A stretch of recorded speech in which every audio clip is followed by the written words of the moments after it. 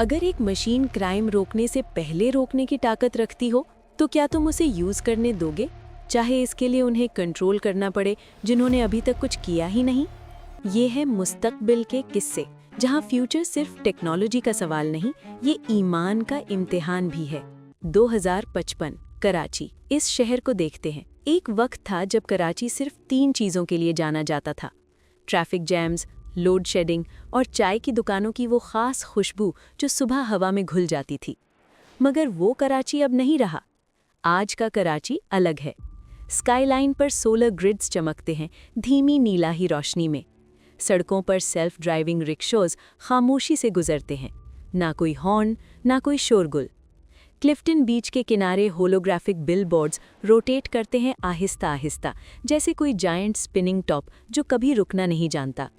और हर जगह, हर कॉर्नर पर, हर बिल्डिंग के अंदर, हर गली के नाक पर सेंसर्स हैं, कैमरास हैं, डेटा है। 2050 के बाद दुनिया में एक ट्रेंड तेजी से फैला, स्मार्ट सिटीज़ का ट्रेंड। गवर्नमेंट्स ने रियलाइज़ किया कि क्राइम, पॉवर्टी और अर्बन केओस को सिर्फ पुलिस फोर्स से मैनेज करना नामुमकिन होता जा रहा था। तो एक के बाद एक शहर एआई को अपनी सिटी मैनेजमेंट में इंटीग्रेट करने लगे। पहले ट्रैफिक के लिए, फिर पोल्यूशन मॉनिटरिंग के लिए, फिर क्राइम के लिए। कराची ने इस ट्रेंड को एम्ब्रेस किया, कुछ ज्यादा ही। मगर इस सब के बीच एक 17 साल का लड़का है। उसका नाम है ज़ैन मिर्ज़ा, क्लास 11, गुलशने इकबाल का रहने वाला। उसकी अम्मी घर पर ऑनलाइन ट्यूटरिंग करती हैं। उसके अब्बू एक ऑटोनमस डिलीवरी कंपनी में शिफ्ट सुपरवाइजर हैं। वो डिलीवरी ड्रोन्स के रूट्स चेक करते हैं, मगर कभी कभी वो सिर्फ उन्हें देखते रहते हैं। उनके हाथ काम करते हैं, मगर आंखें कहीं और होती हैं। ऐसा लगता है कि वो सोच रहे होते हैं कि ये ड्रोन्स मेरी जॉब करते हैं या मैं उनकी। ज़ैन के घर में एक बिल्ली भी है, नाम है उसका पैकेट, क्योंकि जब भी कोई चीज़ उसके सामने से गुजरती है, कोई भी चीज़, वो उसे पकड़ लेना चाहती है। कोई बात नहीं कि क्या है। ज़ैन एवरेज स्टूडेंट है, नंबर्स ठीक है, अटेंडेंस ठीक है, कोई कंप्लेन नहीं। मगर एक चीज़ में वो एवरेज से बहुत दूर है, कोड। जब बाकी बच्चे रात को अपने फ़ोन्स में घूम रहे होते हैं, ज़ैन किसी ओपन सोर्स कर्नल का कोड पढ़ रहा होता है, सिर्फ समझने के लिए। कोई असाइनमेंट नहीं, कोई डेडलाइन नहीं। जब उसके दोस्त गेम्स खेल रहे होते हैं, वो नेटवर्क पैकेट्स ट्रेस कर रहा होता है, सिर्फ ये देखने के लिए कि डेटा कहाँ कहाँ से गुजरता है। उसकी अम्मी पूछती है, बेटा ये सब क्या करता रहता है? वो कहता है, होमवर्क अम्मी। वो क्लियरली नहीं मानती, मगर वो भी ज़्यादा नहीं पूछती। कुछ चीज़ें माएँ समझ जाती हैं, बिना समझे। अब एक रात, दिसंबर 2055, ज़ैन अपने रूम में है। उसके सामने एक ड्यूअल स्क्रीन सेटअप है, एक पुराना रिफर्बिश्ड मॉनिटर और एक न्यूअर होलोग्राफिक डिस्प्ले जो थोड़ा टेढ़ा रहता है जब तक उसे थप्पड़ न मारो, लेफ्ट से, हमेशा लेफ्ट से। वो उस रात सिटी के लोकल नेटवर्क ट्रैफिक को एनालाइज कर रहा था, सिर्फ क्यूरियोसिटी से, जैसे वो करता है। और फिर उसे कुछ दिखा, एक एन्क्रिप्टेड डेटा स्ट्रीम, मैसिव। उसका ओरिजिन किसी भी रजिस्टर्ड गवर्नमेंट सर्वर से मैच नहीं करता था, लेकिन वो क्लियरली सिटी के सर्वेलेंस नेटवर्क के साथ कम्युनिकेट कर रही थी। ये चीज़ वहाँ थी, मगर ऑफिशियली ये एग्जिस्ट नहीं करती थी। ज़ैन रुक गया। इस मोमेंट को समझो। ये वो लम्हा होता है जब आप किसी चीज़ के बारे में कुछ ऐसा देख लेते हैं जो नहीं देखना चाहिए था। दिल कहता है भागो, मगर दिमाग कहता है थोड़ा और देखो। ज़ैन का दिमाग हमेशा जीतता है, जैसा कि क्यूरियस लोगों के साथ होता है। मगर क्यूरियोसिटी का एक प्राइस होता है, हमेशा। उसने एक्सेस किया, और जो उसने देखा, उसने उसकी नींद उड़ा दी। इस हिडन सिस्टम का नाम था नूर ऑब्जर्वेशनल एंड ऑप्टिमाइजेशन रिले, एक एआई सिस्टम। ऑफिशियली कोई नहीं जानता था इसके बारे में। कोई पब्लिक अनाउंसमेंट नहीं, कोई पॉलिसी डॉक्यूमेंट नहीं, कोई कंसेंट फॉर्म नहीं। मगर ये सिस्टम कराची के crime patterns, social behaviours, digital footprints और साइकोलॉजिकल प्रोफाइल्स को रियल टाइम में प्रोसेस कर रहा था।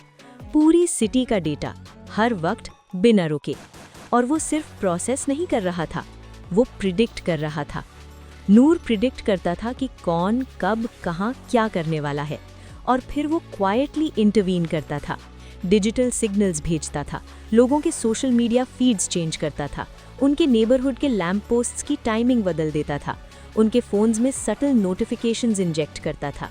सब कुछ इतना सॉफ्ट, इतना इनविजिबल कि लोग कभी नहीं जानते थे कि कोई उन्हें मैनेज कर रहा है, कोई उनके चॉइसेस को शेप कर रहा है।